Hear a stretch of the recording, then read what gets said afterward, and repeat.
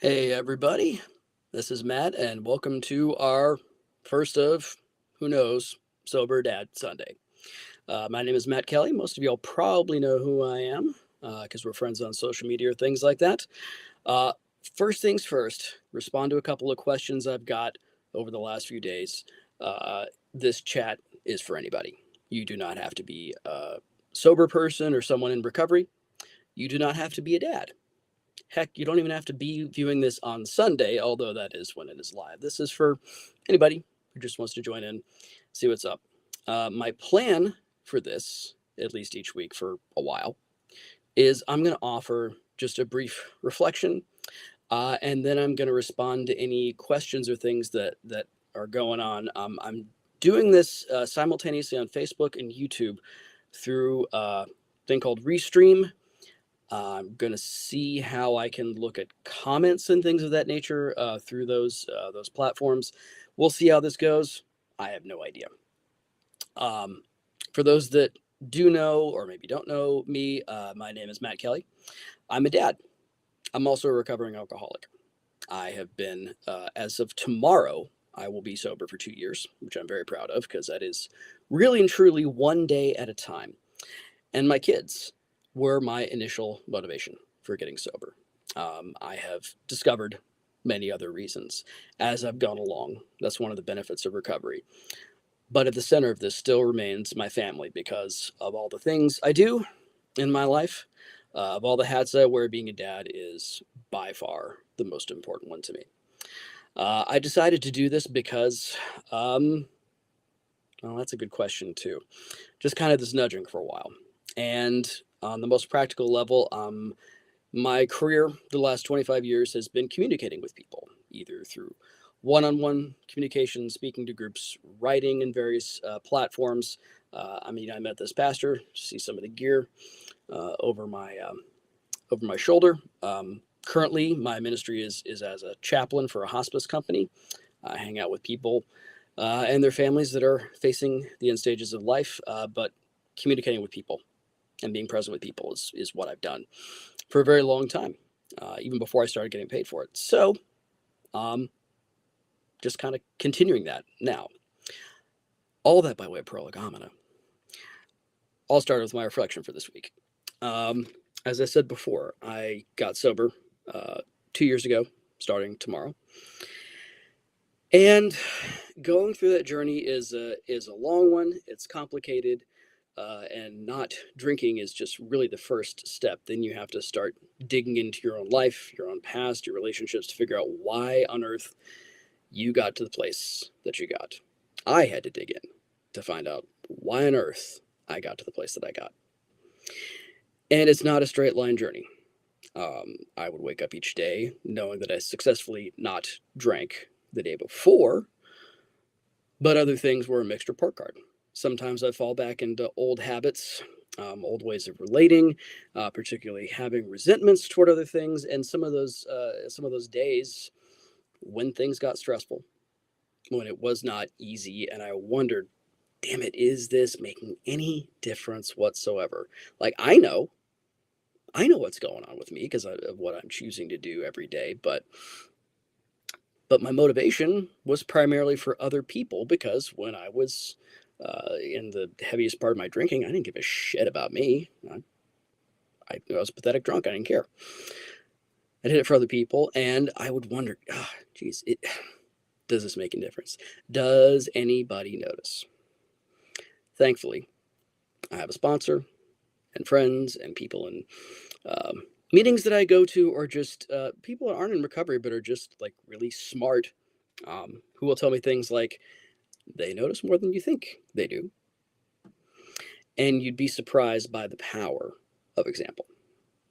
Now, that made sense to me because, again, I've been doing this communicating, ministering to people thing for a long time, and I've had plenty of experiences where things I've done that I didn't know made a bit of difference. I found out much later on they did. I was doing a wedding one time for a kid who was in my youth group years and years ago, and he brought up something I'd said in some Bible study group on a Sunday evening. I said, dude, you were not paying attention. Like most of the time, you're like, yeah, I wasn't paying attention most of the time, but for some reason that stuck. It's like, okay. So, yeah, the power of example, sowing seeds, the ripple effect, whatever you want to call it, uh, those things matter. People do, in fact, notice things that you don't think they're noticing. Because, for God's sake, my kids noticed how much I was drinking, even though I thought I was being stealth and hiding it from them. People notice, kids notice in particular. And for that matter, even if people don't put two and two together and go, aha, this is something different about this person because of this change they made, they're not drinking, they're doing this other practice in their life, they're attending more to their health, whatever. Even if somebody doesn't recognize it on like a top line cognitive level, people notice there's something different about the, if you want to call it, the aura or energy around a person. There's just something different about the way they move through the world. And it may take them a while even to realize that that is happening, but that difference is showing, is making waves. Case in point, I have been very open with my kids from the very beginning about getting sober, realizing that I was doing something that was harmful to myself and I was doing something that was harmful to them. They were some of the first people I told when I decided to go to rehab. And I tried to keep it simple and just, okay, this is what's going on, guys. But I've felt like, being honest with them. So even when I've gone, oh, does this make any difference? I know they kind of know. But a week ago, we were, no, it was 2 weeks ago now. Yeah, it's been 2 weeks since Christmas. We were opening presents Christmas morning. And my oldest daughter, Kate, said, hey, Dad, there's one over here. It's from me. Check it out. And she brought up this. Now, it may be backwards on this stream. I think you guys can see that. Those are my sober chips. There's one for 24 hours, the silver one, 1 month, 2 month, 3 months, 6 months, and 9 months. Those are the smaller plastic ones that you get at recovery meetings as you make your way towards 1 year, 2 years beyond that, start getting what maybe they call the heavy metal. And on the frame there, again, it might be backwards for you guys, says, to thine own self be true. Now, as the smart people among us know, that is not a quote from the Bible. That is a quote from Shakespeare, Hamlet, that guy Polonius. Even if you've never seen it, you may have seen Clueless, if you're a 90s kid like me, and you may know it from there. But that's one of the things that shows up on recovery coins. And it says, simply to thine own self be true. To know that what you are doing is first and foremost for you. And when you do that, the ripple effect is going to go out there. Sometimes I wondered, do my kids notice? Does this make any difference in their lives? Well, Kate, who's almost 15, and her siblings took the time to find a frame, stencil this thing in, to swipe somehow these coins from Dad's little bedside, a little bowl that I have there, and have this for me as a Christmas gift. So, yeah, you're darn right they notice. It was all I could do not to cry when Kate gave me that Christmas present. Jessica, my wife, told me, oh, you kind of had your like fake smiley face on. It's because I was just so like overwhelmed. Because yeah, they notice. It does make a difference.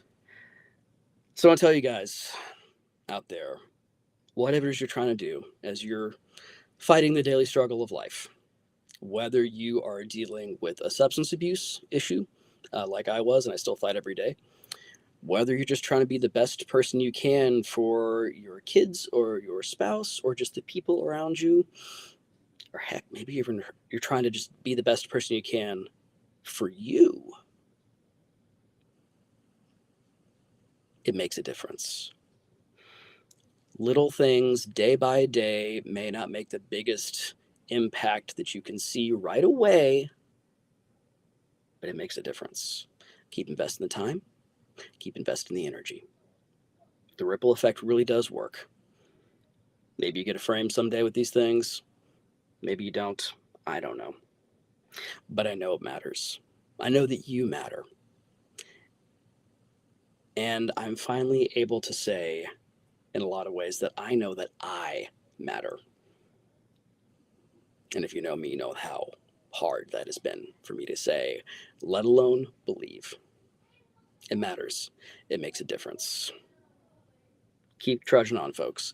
Keep trying to make the world a better place.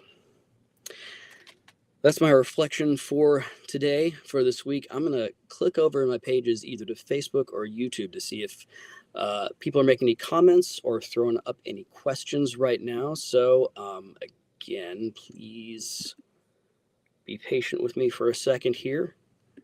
See if this is. Uh-oh. Oops. Got to mute there. Not seeing anything on the YouTube stream right this second. Let's go over to Facebook. Hey, thanks, Andrew.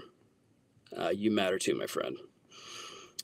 Well, I'm glad some of y'all decided to tune in. A couple of y'all even put some harder face emojis there on the Facebook. That's cool. So please feel free to tune in next week. Same bad time, same bad channel, if you get that reference. 4 o'clock Eastern time here on Sundays. I'll have another reflection. I think I'm going to talk about gratitude next week. That's been a big focus for me of late. In the meantime, if you're viewing this video later on Facebook or YouTube, feel free to put any comments or questions. I'll respond to those, and we'll just kind of see how things go from here. Thanks again for tuning in, guys. God bless. Stay strong. Take it one day at a time.